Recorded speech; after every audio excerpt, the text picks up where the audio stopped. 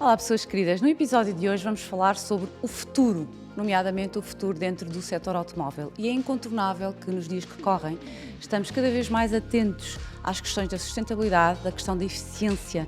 E é por isso que trazemos para este episódio duas marcas vencedoras no Prémio 5 Estrelas que vão responder às nossas questões. No fundo, para tentarmos perceber aqui entre carros elétricos e carros híbridos quais são as características e as funções de cada um e ficarmos todos mais esclarecidos.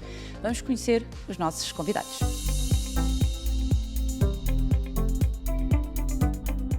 Para o episódio de hoje já tenho comigo como convidado o Nuno Maia, da Guerin. Olá Nuno, muito bem-vindo, obrigada por estar connosco.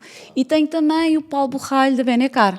Já nos conhecemos, portanto, que mais o Nuno vou passar aqui a conhecer e vamos aqui conversar sobre um tema que, confesso, não sendo aqui a minha praia, como se costuma dizer, vou ficar a tirar aqui notas mentais, neste momento, não posso escrever, sobre aqui como é que está a situação do mercado dos carros elétricos, aqui quais é que são os benefícios ou o que é que, não é tanto o que é melhor e o que é pior, não é sobre isso que queríamos posicionar aqui as vossas marcas, mas é quais são as características de carros elétricos e carros híbridos, no sentido de as pessoas que nos estão a ouvir, o que é que poderiam escolher, portanto, independentemente de se nós temos ou não, que é uma coisa que eu também quero saber se vocês têm ou não, mas mais à frente. Como é que vocês veem a situação do mercado atual? O mercado dos carros elétricos, a comunicação das marcas dos carros novos vai sempre dar aos elétricos.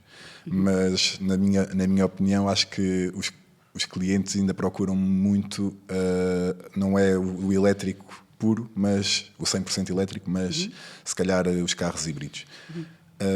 Porque também não há aquele benefício para o particular como há para as empresas na aquisição de veículos elétricos. Ou seja? As empresas têm sempre a dedução do IVA incluída nos negócios e há sempre esse benefício para as empresas e a nível particular não há. Não. Depois também, mas isso é outra coisa que podemos falar mais à frente, que é também os postos de abastecimento e isso tudo. Aquilo que nós sentimos é que a procura ainda está muito concentrada nas viaturas a combustão. Nós, como rentacar com algum volume, continuamos ainda um bocadinho dependentes daquilo que também é o turismo. No turismo, o mercado ainda é muito relutante no que diz respeito a carros elétricos, porque ainda há uma incerteza muito grande para alguém que viaja para um outro país, como acho que é facilmente perceptível. Percebem que haverá toda a facilidade de abastecer um carro a combustão, quanto aos carros elétricos começam logo a levantar uma série de questões. Depois há aqui uma outra componente que é o preço. Os carros elétricos têm um posicionamento de preço bem superior ainda aos carros térmicos, então torna-se um bocadinho difícil fazer essa migração, porque as pessoas não conseguem ver nenhuma vantagem, a não ser que consigam carregar o carro em casa, na empresa, aí sim há uma poupança efetiva. Senão, no nosso caso, rentacar, pagar um aluguer mais caro para ter a esse aluguer toda uma complicação, às vezes, de tentar perceber onde é que vai carregar, e com uma rede que ainda tem algumas lacunas, acaba por ser aqui um ponto que ainda coloca o mercado um bocadinho não muito receptivo à mudança. Dá caminho a fazer. Sim, então. sim. Ou seja, neste caso vocês consideram que os híbridos, os chamados híbridos, e explicar aqui também um bocadinho o que é que são os carros híbridos? Vocês sabem melhor acho que eu. que... Se ainda ocupam, se vocês acham que isto é uma questão transitória... Eu acho que a médio prazo, e se calhar os híbridos plug-in são uma solução mais... não é fiável, mas é a solução mais próxima para acontecer do que os elétricos. Apesar de, como disse o Nuno, as pessoas procuram ainda... Perguntam pelos elétricos, perguntam pelos híbridos, mas vão preferir sempre uma combustão. Claro, se calhar a gasolina preferem mais do que a gasóleo agora, também. por causa, Por outras questões. mas a médio prazo, nem digo a curto, a médio prazo, se calhar os híbridos ainda vão ser uma solução primeiro que os elétricos. Então, estávamos a falar aqui sobre o papel que ocupam os híbridos. E pegando aqui no que o Paulo disse, Nuno, sente que também os carros híbridos são ainda no nosso mercado ou assumem um papel transitório ou já é uma realidade que se está a instalar? Terão um papel mais transitório. Eu creio que o híbrido é um bom pontapé de saída, se assim podemos chamar, para aquelas pessoas que ficam um bocadinho relutantes. Será que a autonomia chega para a minha gestão diária? Será que me consigo adaptar ou não? Por isso, acho que dá sempre aquele conforto de, se algo correr mal, continuo a ter um carro térmico. Sim, consigo controlar, não Consigo é? Depende do controle, do que conheço, não é? Controlar. Médio e longo prazo, acho que não será uma solução, porque terá custos muito mais elevados de manutenção, reparação. Ao longo do ciclo de vida do carro, a médio e longo prazo, teremos sempre um motor térmico, um motor elétrico, ou seja, o custo será sempre superior. Aquilo que eu acho é que, à medida que as pessoas vão ganhando confiança na componente elétrica e perceber que, afinal, consigo fazer a minha vida com um carro elétrico, consigo abastecer, o cartão de carregamento funciona, etc, etc. Acho que a partir desse momento a migração será total para os carros elétricos. O que significa que, pegando nas vossas respostas, que ainda existe uma resistência a esta transição, não é? Sim. Não é desconfiança, mas também não existem as condições todas prontas para o elétrico. Por falta de informação ou porque também dá, como estávamos aqui, como não estava a dizer, ainda há aqui um longo caminho a percorrer quando as pessoas procuram? Nem só de informação, mas também já falámos dos postos de abastecimento Ou seja, de condições, de estruturas. estruturas. Eu acho que o principal fator aqui é a experiência que vamos adquirindo. Eu também, quando comecei a usar carros elétricos, eu faço algumas vezes Porto-Lisboa, e logo nas primeiras vezes também tinha alguma apreensão, vou sair do Porto à hora X, a que horas é que estarei em Lisboa. E de facto ali a primeira, segunda vez acabei por demorar um bocadinho mais de tempo porque planeava menos bem, não tinha em conta alguns detalhes que é necessário ter, que depois com o uso recorrente acaba por ser mecânico, acaba por ser um planeamento quase mecânico. Por isso eu acho que é daquele tipo de situações que provoca uma desconfiança inicial, claro que sim. Eu tinha colegas que diziam, mas vais fazer Porto-Lisboa de carro elétrico, cuidado que... Como se fosse para o rally. Sim, olha, se necessitares de alguma coisa, liga a meio. Mas pronto, acho que é uma questão de hábito e de experiência e eu faço com alguma frequência Porto-Lisboa e hoje consigo dizer que conseguia fazer uma viagem semanal sem grande sobressalto. Mas percebo que é uma questão de hábito e essencialmente rotina. Pois, como tudo, a questão aqui é até que ponto é que existe informação suficiente para as pessoas não serem tão resistentes, porque na primeira viagem que fez também planeou mal, mas depois a seguir já corrigiu e, portanto, sim, é uma questão de hábito. A questão aqui é como é que depois o mercado, como é que vocês sentem que do ponto de vista comercial, porque no fundo, e já falámos aqui um bocadinho dos valores, como é que está a ser esta transição dos carros a combustão para híbrido, do ponto de vista mais do negócio? Aquilo como eu estava a falar há bocado, o cliente, quando chega, sempre pergunta por elétricos, e como é normal, porque é a comunicação que leva de casa, que os elétricos é que é o futuro e assim. Portanto, tem interesse em saber. Interesse em saber, mas também, como já disse o Nuno, o preço ainda é um bocado elevado comparado com os veículos a combustão e se calhar ainda preferem um pouco os carros a combustão nesta altura, mas também não sei ainda se vai ser médio futuro, longo prazo, se vai ser assim, mas lá está, o valor dos carros elétricos são muito elevados, comparado com os carros a combustão, e depois é aquilo que eu também já mencionei, que é os benefícios para particular. Sim, essa é a diferença. E pegando também o que o Nuno disse há pouco, estava a falar das infraestruturas de carregamento e tudo mais, isso também, sentem que isso pode ser, este facto de não haver tantos postos de carregamento impacta necessariamente com a compra ou o interesse dos carros elétricos em Portugal, por exemplo, porque é uma dificuldade. Sim, claro ainda que sim. é. Acho que as pessoas continuam a sentir essa dificuldade. Eu acho que aqui o caminho passa por termos uma rede muito mais fiável. Essencialmente, nós temos relatos de alguns clientes que não conseguem utilizar. Aliás, eu próprio já senti alguns pontos de carregamento que não estavam a funcionar, apresentavam algumas anomalias. Ou seja, para além de existiam e não estão Sim, posto depois, sim. que é outra questão. E depois há aqui uma outra questão que é, ao longo do tempo, eu acho que os construtores também têm aqui um desafio interessante, que é como tornar o carregamento mais ágil, mais rápido. Mais rápido.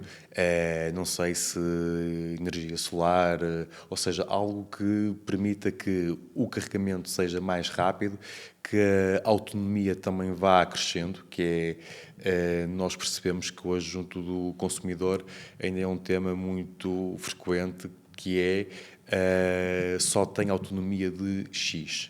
Se calhar, às vezes, aquela autonomia que o carro tem até chega perfeitamente para fazer o percurso com uma paragem de 5, 10, 15 minutos pelo meio. Mas, por vezes, no mindset das pessoas está chegar do ponto A ao ponto B sem ter necessidade de parar. Enquanto o mindset for um bocadinho esse, a autonomia será sempre curta, porque a pessoa pensa na viagem que faz no verão, ou que é uma vez por ano, que é algo que não tem qualquer expressão no dia-a-dia da pessoa, só que fica sempre ali na memória de carros elétricos, não, porque ainda não tem a autonomia que eu necessito. Lá está, como disse há pouco, acho que é também uma questão de começar a usar, experimentar e adaptar um pouco o seu estilo de vida também. Tudo é um hábito. Antes de fazer uma pergunta, da próxima pergunta, dizer para quem nos está a ouvir, até porque acredito que, como eu, estou aqui a receber informação importante e interessante, porque é que os carros híbridos vêm de facto para ficar, qual é que são os principais benefícios de um ao outro, e vamos trazer para cima da mesa a questão da eficiência e da sustentabilidade, porque é incontornável. Pedir às pessoas que nos estão a ouvir para subscreverem o nosso canal, pessoas que já aqui estão, subscrever mesmo, ok? Carregarem aí, subscrição, já está. Ativarem o sininho das notificações para receberem tudo em primeira mão, os nossos episódios, ficarem com muita informação, partilhar conteúdo com as vossas empresas, os vossos amigos, coisas importantes e interessantes. Só falamos aqui de coisas importantes e interessantes e, muito importante, deixarem o vosso like. O vosso amor aos nossos convidados, marcas vencedoras, prémios 5 estrelas, portanto. E dizer-vos também que este ano estamos no TikTok. Já acabou de falar sobre isso. Então, como é que nós fazemos aqui, como é que juntamos esta questão da sustentabilidade? Porque se isso é incontornável, como é que há resistência? Portanto, começamos nas pessoas, há resistência.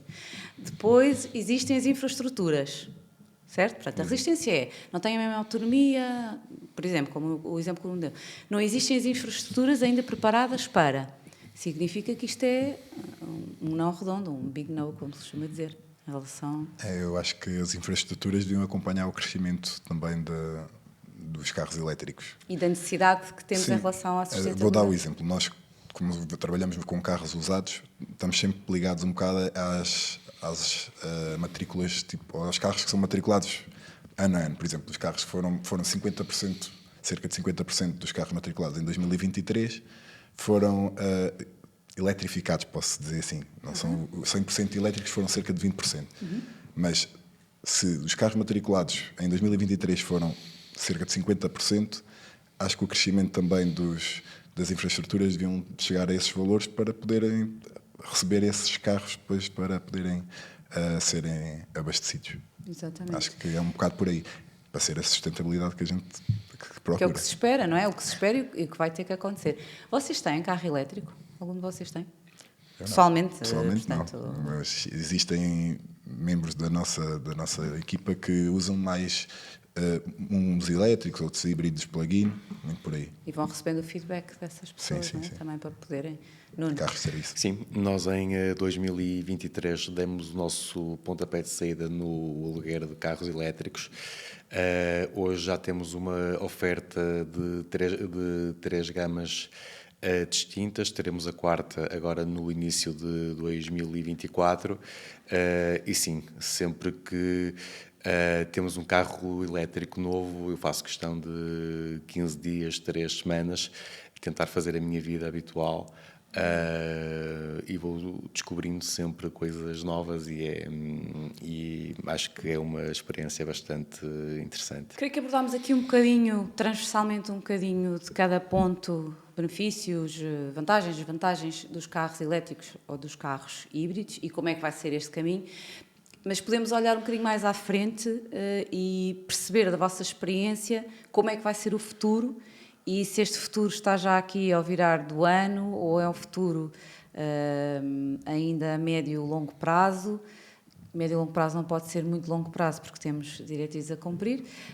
E juntando aqui um bocadinho a questão da como é que está a ser feita esta transição, já abordámos, mas no futuro, neste futuro próximo, como é que, por exemplo, nos carros de aluguer, vai ser feita aqui, vai ser implementada a questão da recarga? Isso já é algo que vocês na Guerães têm planeado, estão a construir? Sim, esse é sem dúvida um desafio, porque as infraestruturas são caras, têm um payback muito longo, e então a nossa posição inicial será fazer um mix entre rede interna e rede pública. Naquilo que é a experiência do cliente, temos aqui na prática uma regra muito similar das viaturas a combustão. Entre 80% a 100% da bateria consideramos cheio, ou seja, não cobramos nenhuma taxa adicional. Abaixo de 80% funciona como um outro carro a combustão, cobramos as taxas habituais. O que é que eu acho que vai acontecer num futuro próximo? Hoje em dia é pouco recorrente um cliente não entregar o carro cheio. A primeira experiência que começamos a ter com carros elétricos é que mesmo dando o limite de 80%, por vezes não se torna viável conseguir entregar com os 80% mínimos. O que depois também obriga da nossa parte aqui a uma movimentação logística superior. Mais recursos. É um desafio. Mais recursos. O nosso negócio é um negócio muito de ocupação e de recepcionar o carro, disponibilizar o carro o mais rapidamente possível para o próximo aluguer. E vai ser aqui um bocadinho mais um desafio que hoje ainda não temos o volume necessário para poder dizer qual é a percentagem de carros que temos que ter esse tratamento adicional, mas estimo que seja significativamente superior aos carros a combustão. Face às infraestruturas. Face às infraestruturas que temos, sim. Paulo, na tua experiência na Benecar, este futuro, que futuro é que temos pela frente? A que prazos? Não sei se temos um prazo, mas lá está, nós também já estamos um bocado atentos a este mercado dos elétricos e tanto que temos a nossa zona verde, temos um espaço verde dentro da cidade do automóvel também, que está dedicado a esses carros elétricos, híbridos, por aí. Mas seguindo o mercado, como eu disse anteriormente, seguindo o mercado dos novos, do que é matriculado e o que não é, se calhar daqui a 2, 3 anos, que os carros que são usados, cerca de 50% foram eletrificados, matriculados em 2023, sinal que a gente também somos capazes nós vamos ser capazes de receber, se calhar, também já mais carros elétricos, isto porque a gente trabalha com carros usados e ainda não há não há muita variedade de carros elétricos usados. Isso ainda não são usados. Essa é outra questão impactante que Eu acho que ainda não há uma grande segurança no mercado, que é como é que funciona o ciclo de vida do carro elétrico. Ou seja, nós sabemos como é que começa, o primeiro, segundo ano, terceiro ano. Agora, qual é a durabilidade das baterias, se tem que ser totalmente substituída, se podemos substituir apenas módulos. Ou seja, há todo um desconhecimento, diria eu, do segundo, terceiro ano para a frente, que tem um impacto brutal naquilo que será o valor residual do carro. Ou seja, hoje dizemos que o preço de aquisição é caro. Isso acho que é algo que temos todos presente. Sim, Nós estamos numa sociedade em que o uso do carro ou o acesso ao carro passou a ser algo que toda a gente consegue lá chegar. Ter um carro é algo hoje em dia perfeitamente acessível praticamente todo o cidadão. Com o preço de aquisição que existe hoje, deixa de ser um bem que seja passível de ser adquirido por toda a população. A alternativa que tínhamos é carros usados com vários anos. Mas aqui a questão começa a ser quanto é que valerá um carro usado com 100 mil quilómetros em 4 anos? Qual é o estado de bateria? Qual é o custo de renovar aquela bateria? É a manutenção. Cria-se aqui um conjunto de questões que ainda hoje colocam um bocadinho em causa se continuará a ser, ou se ao dia de hoje é um bem acessível à população toda ou não. Por isso acho que há aqui um longo caminho a percorrer, que passa, no meu ponto de vista, por uma redução drástica dos preços de aquisição. Acho que estamos perante, diria eu, um mundo novo. Temos as marcas que todos estamos habituados a ouvir falar, que conhecemos, e o segmento das viaturas elétricas trouxe-nos o mundo chinês.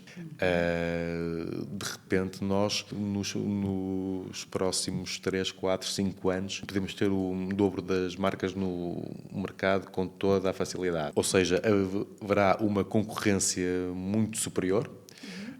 E as marcas chinesas já percebemos que têm qualidade e que têm um preço relativamente muito mais acessível do que as marcas generalistas que nós conhecemos. Por isso, a partir de termos carros novos mais baratos, temos que perceber aonde é que vai parar este valor residual e como é que será também o ciclo de vida da própria bateria do carro. Portanto, há muito mais aqui muito mais há variáveis. Há todo um mundo novo ainda para descobrir nos próximos anos. Exatamente. Antes de avançar aqui para a última questão, na vossa opinião, da vossa experiência, daquilo que se tem vindo a interessar, informar, porque estão no ramo, acreditam que os clientes, quando procuram um carro elétrico, têm em conta mais a sustentabilidade? Há questões de sustentabilidade ou o preço? O que é que, da vossa experiência, o que é que leva mais a... A sustentabilidade, creio que está presente na cabeça de todas as pessoas. Acho que todos nós gostamos gostamos de ser mais verdes, todos de uma forma transversal temos preocupações nesse âmbito, só que depois o preço continua a ser um fator extremamente decisivo quando na altura de comprar carro, alugar carro, mais do que todas aquelas questões que falamos há pouco, se há rede, não há, é fácil, não é? Depois o preço continua a ter um papel muito impactante na escolha na altura de consumidor. Sim, eu acho que os clientes procuram, quando querem, lá está, é comprar o carro, é passível para toda a gente, como estava a dizer o Nuno, e quando vem o preço de um carro elétrico, para um cidadão particular, lá está, voltamos à mesma conversa, mas acho que ainda assusta um bocado. ainda assusta um bocado. Portanto, a sustentabilidade ainda fica aqui um bocadinho... Pensam sempre na sustentabilidade primeiro, não sei o quê, e pensam sempre no ser verde, mas depois vem o preço. E acho que é mesmo como o Nuno estava a dizer, que para poder evoluir, para progredir um bocadinho, isto tem que baixar drasticamente os valores, os preços. Até porque, no meu ponto de vista, há muitas pessoas que também chegam a interessar-se pelo carro elétrico na perspectiva de uma poupança. Eu creio que a maior parte das pessoas percebe que o carro elétrico é mais caro. Acho que está no mindset das pessoas. Mas quando procuram o carro elétrico, também muitas vezes têm associado uma ideia de poupança durante a utilização do carro, que a eletricidade é muito mais barata. Pois é, Ou essa é uma meia-verdade, como eu costumo dizer. Se de facto o carregamento for feito em casa, sim, é muito mais barato sempre do que um carro a combustão. Se tiver um abastecimento muito suportado na rede pública, rapidamente percebe que não há poupança.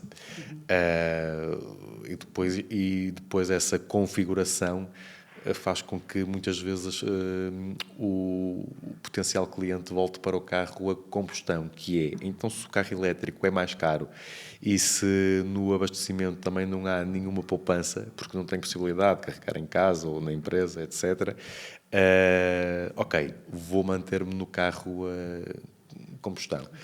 Por isso é que eu percebo que há um grande esforço das marcas da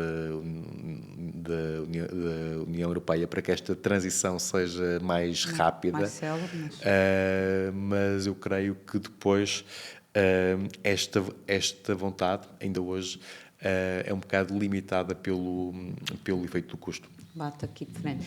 E para terminar, estamos aqui quase a fechar, acreditam que ainda há espaço para os carros a hidrogénio? Isto é uma realidade, as marcas estão a apostar na construção? Eu acho que as marcas japonesas já andam a apostar muito nisso, principalmente a Toyota. Eu acho que é já uma forma diferente de...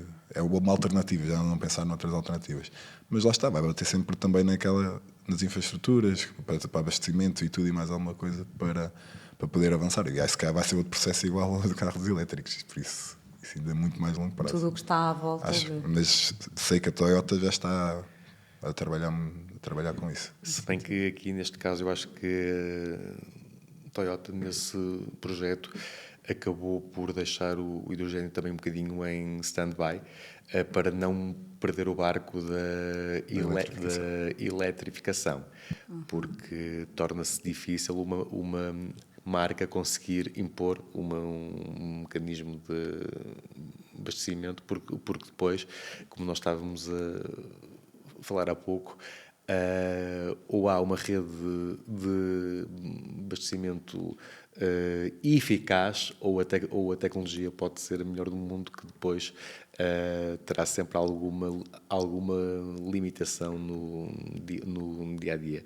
Por isso aqui eu acho que o caminho passa um bocadinho por trabalhar melhor a componente das baterias, o lítio, sim ou não, se há alternativas. Eu acho que a eficiência acho que passa um bocadinho por aí. Meus queridos, final do programa, aqui última questão, fora de guião, que eu quero fazer aqui aos nossos convidados, que acho que é importante aqui para vos deixar aqui. Puxar pela marca. Tendo em conta que as vossas marcas são vencedoras, no caso da Benecar, terceiro ano consecutivo. Muito bem. O que é que representa para vocês, para a marca, que vocês aqui também representaram durante a nossa conversa, o Prémio 5 Estrelas? O que é que acarreta? É orgulho e responsabilidade? É um pouco dos dois, e também o reconhecimento e a confiança que todos têm na nossa marca, na nossa empresa. E também é um orgulho representar a Benecar e estar aqui com este painel para falar deste tema que tem muito pano para mangas e muito para a gente debater. Tu sentes que as equipas ficam felizes quando fomos distinguidos mais uma vez com o prémio? Eu acho que é uma cena geral. Acho que é geral mesmo que as marcas ficam felizes com esse reconhecimento e a distinção. Muito bem. Parabéns mais uma vez. Obrigado. No caso da Guerin, Nuno, o que é que significa, o que é que representa este prémio? Internamente, como é que sentiram este reconhecimento, não é? Esta distinção, Sim. esta estrela? Foi a primeira vez que conseguimos o prémio. Era algo que já há uns anos era uma ambição que tínhamos, e acho que denota também um pouco todo o trabalho que tem sido feito nos últimos anos.